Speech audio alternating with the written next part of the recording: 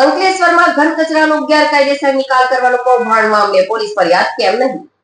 6000 ton જેટલો કચરો site પર પડ્યો છે, તેનું શું થશે જેવા સવાલ સાથે કોંગ્રેસે કોન્ટ્રાક્ટર સામે ફોજદારી ગુનો નોંધવાની માંગ કરી છે.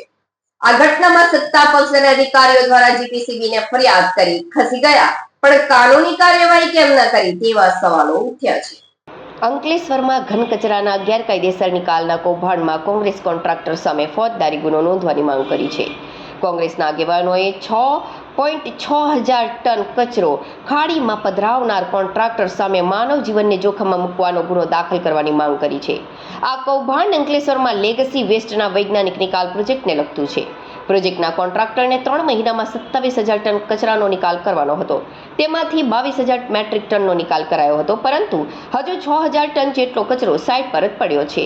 અંકલેશ્વર શહેર કોંગ્રેસ પ્રમુખ ભૂપેન્દ્ર જાનીએ જણાવ્યું કે 6.6000 ટન કચરો તેના નિકાલ પર ગુજરાતમાં પ્રતિબંધ છે અને જેનો નિકાલ ફક્ત મહારાષ્ટ્રમાં જ થઈ શકે છે. તેને કોન્ટ્રાક્ટર દ્વારા માનવ અને પર્યાવરણને નુકસાન પહોંચાડી બારોબાર ખાડીમાં ઠાલવી દેવાયો હતો. આ કોન્ટ્રાક્ટર દ્વારા જ જમીન અને પાણીના સ્ત્રોતોને ગંભીર રીતે પ્રદૂષિત કરવામાં આવ્યા છે.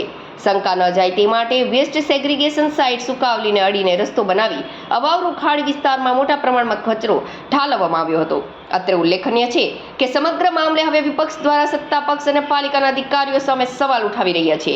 આ મામલે પોલીસ ફરિયાદ ન કરી ભીનું સંકેલવાનો પ્રયાસ કરાઈ રહ્યો છે, ત્યારે પર્યાવરણને નુકસાન કરવા બદલ પોલીસ ફરિયાદ પાલિકા દ્વારા કેમ કરવામાં આવી